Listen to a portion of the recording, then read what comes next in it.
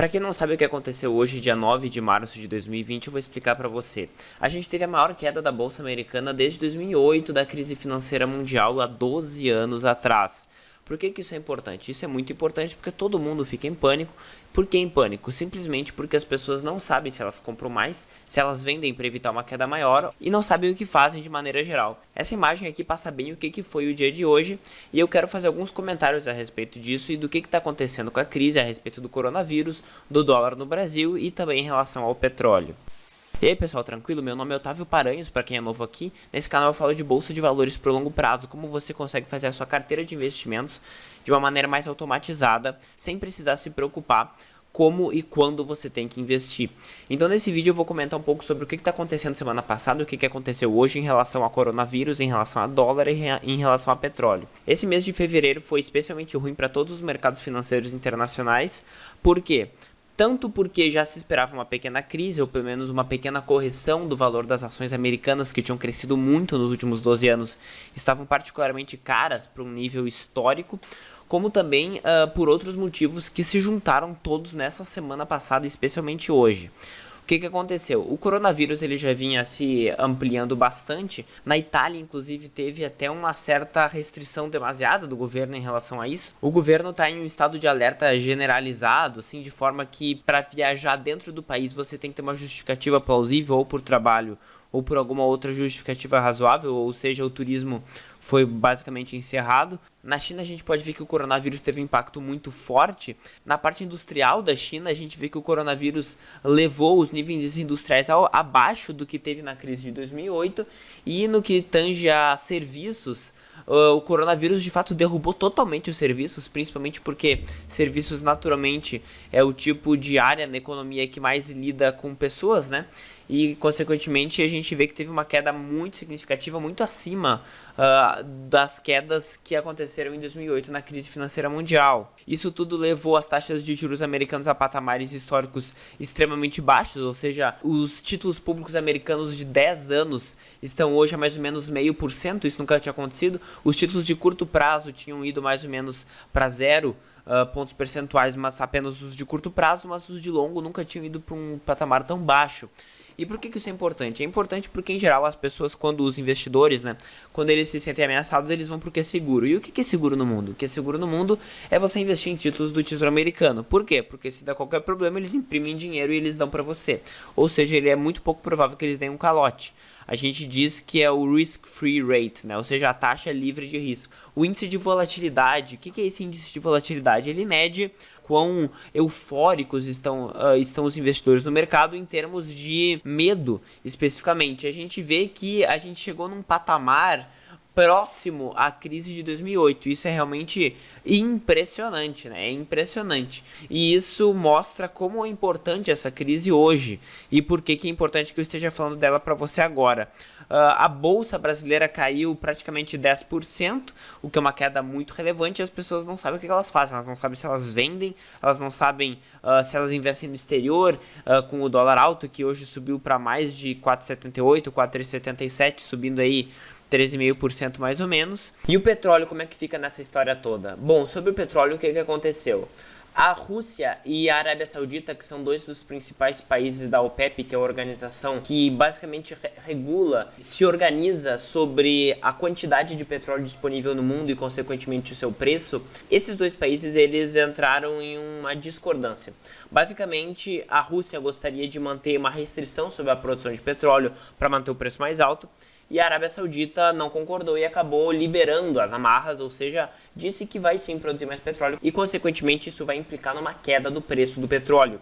Isso fez com que o petróleo ontem de noite já começasse a cair nos mercados futuros em torno de 30%, hoje chegou mais ou menos em 20%, mas é uma queda extremamente relevante e isso impactou diversas empresas de todo o setor de energia, como por exemplo a Petrobras, que chegou a cair 25%, todo um setor, um ETF, por exemplo, que replica diversas empresas do setor de energia nos Estados Unidos, chegou a cair também aí por volta de 17, 20%, e a gente vê que está praticamente numa mínima histórica, no mesmo patamar do buraco da crise de 2008 e no mesmo patamar de 2005, ou seja, há 15 anos atrás. Isso demonstra como grave foi a situação da questão do petróleo que, juntando com o coronavírus, acabou gerando essa crise gigante que a gente vê agora com esse famoso que a gente chama Circuit Breaker.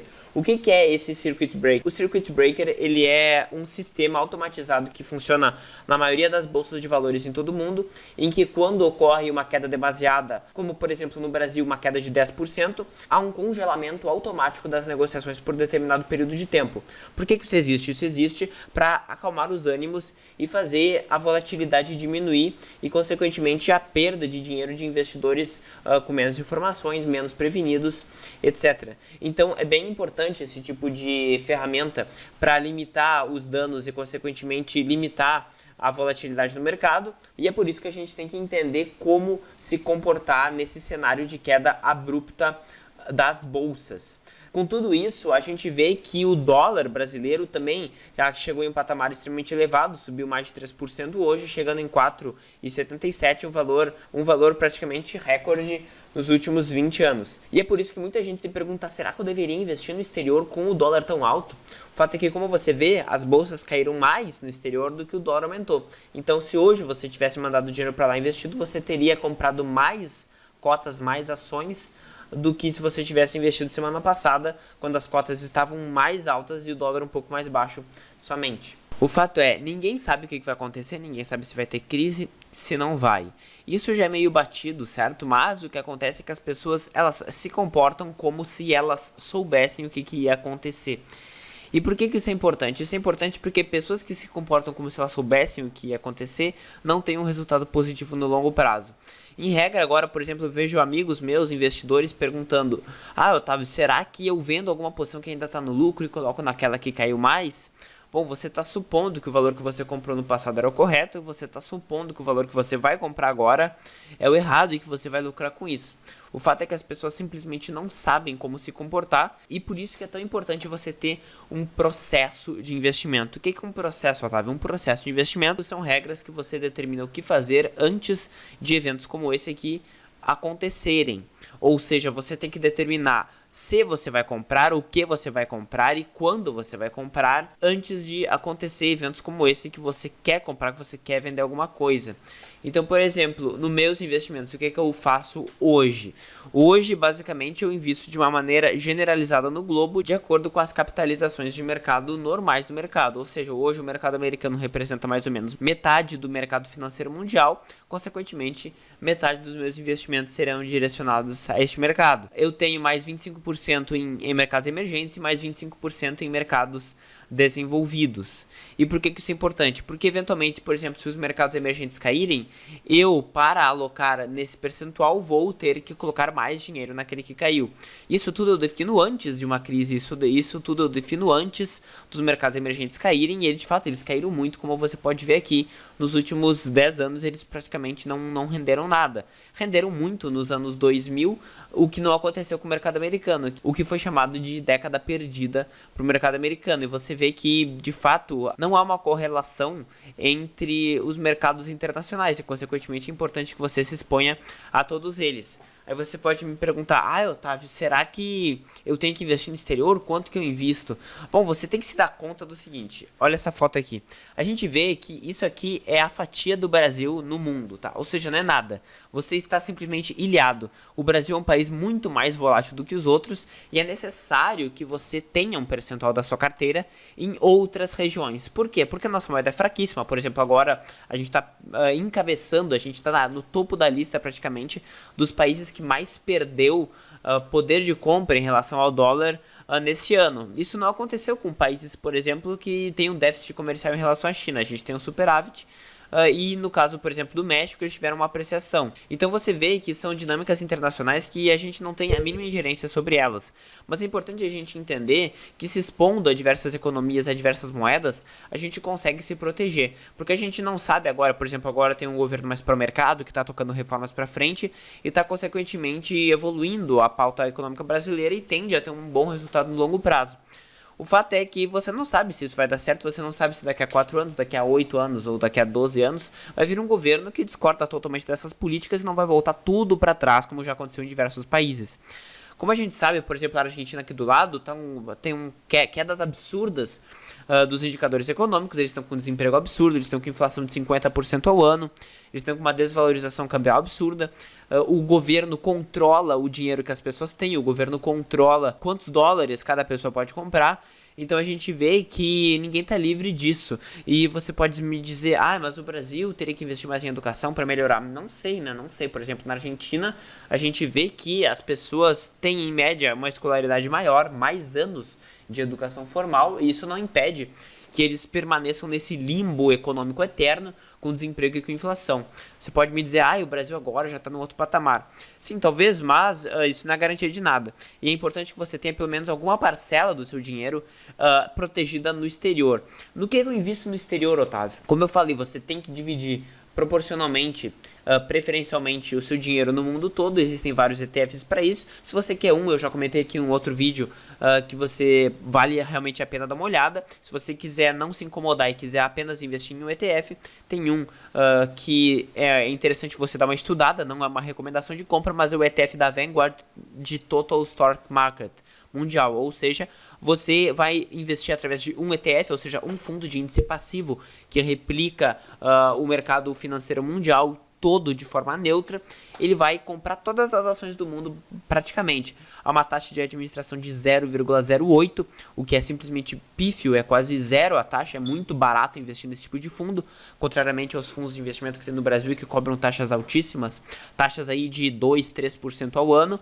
Esse fundo cobra 0,08, ele investe totalmente diversificado no mercado financeiro mundial. Você está protegido em diversas economias, em diversos países que podem estar passando por crises e consequentemente ele vai aportar nesses países que estão mais baratos, assim como nos países que estão crescendo mais, nos países que têm empresas que estão aumentando seu valor de mercado, também vai investir, você vai crescer com elas. Por isso que ele é um bom ETF para quem não quer se incomodar. Claro que se você quiser, por exemplo, mais segurança, você não quer se sujeitar à renda variável, mas você quer ter uma renda fixa no exterior, uma coisa que é possível fazer é investir, por exemplo, em AGG. O que é AGG? É um ETF que investe em renda fixa, certo? Que investe em bonds americanos.